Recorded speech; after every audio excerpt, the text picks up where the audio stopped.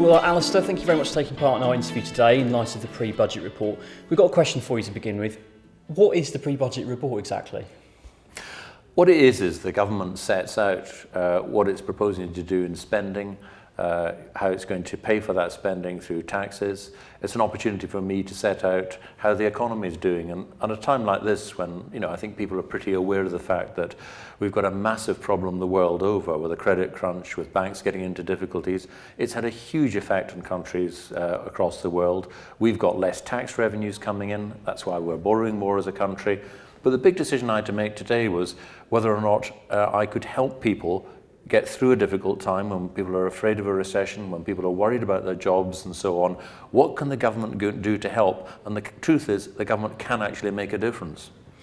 And in terms of the pre-budget report and the actual full-on budget, what's the difference there? I mean, why has one come a few months before? Why the announcement today? Well, it's one of the two events in the year when, traditionally Chancellors come to the House of Commons, and if they say, look, something's happened, something's changed, or I want to set up a new initiative on, on education, or we want to spend more on transport, then you come to the Commons, you make your statement, and the House of Commons can debate it and then vote on it. So that's what it's for. It's the Chancellor of the Exchequer, if you like, rightly being held to account by the other MPs.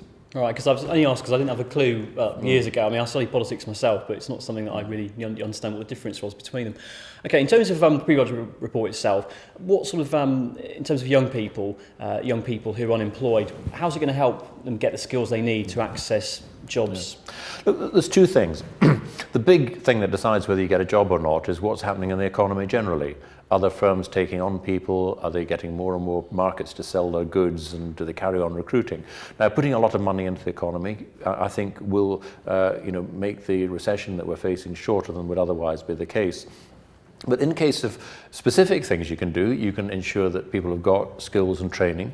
You can ensure if they're in work and they start to, they might be threatened with job losses, you can help people get back into work at an earlier stage than otherwise.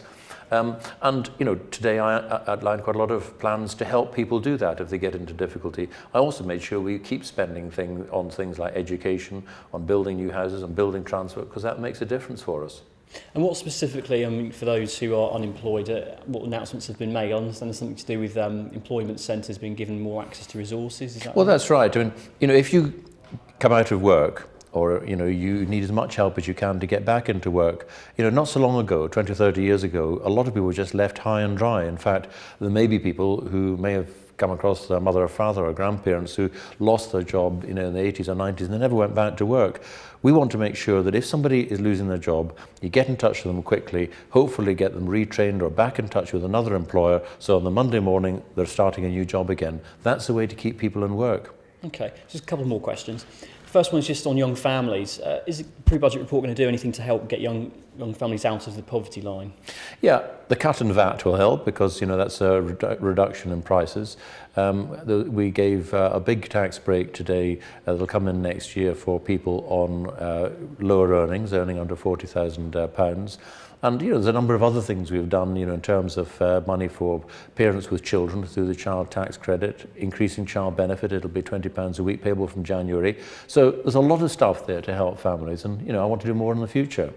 Okay, one last question. It's probably quite a big question, really, in terms of the amount of figures that are involved. We heard figures about 117 billion that this is going to be borrowed over the next few years or so. Is that right? I mean, because the idea, I'm a young person, obviously we're representing a lot of young people at the moment, and they're quite worried that we're borrowing a lot of money at the moment and we have to pay it back. What do you have to say about that? I mean, is that something that... Sorry, go on. If I was speaking to you, or my children, I would say you've got to make sure if you borrow money, you're only doing it for something that you can repay it, and you should keep it as low as possible. And I suppose the same is true to countries to a certain extent.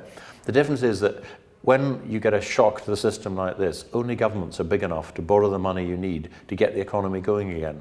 We learned that in the 1930s. You know, for people who watching this who studied history, they'll know what happened in the 1930s with the Great Depression. It took massive government spending across the world to get us out of it.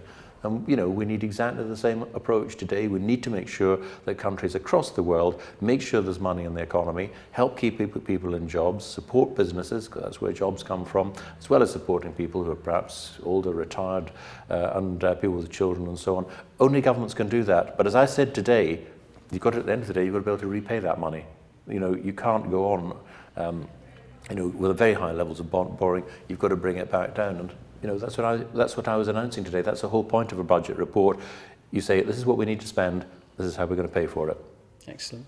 All right, well, hope it goes well. Hope we end up having lots of money to spend as well. And understand on the fun on that, there will be tax cuts coming in, obviously, and people will hope they'll be spending more over the Christmas period, or? Yes, the VAT comes down from a week today.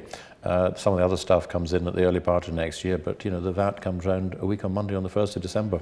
Okay, lovely. Well, thank you very much, Chancellor. Good.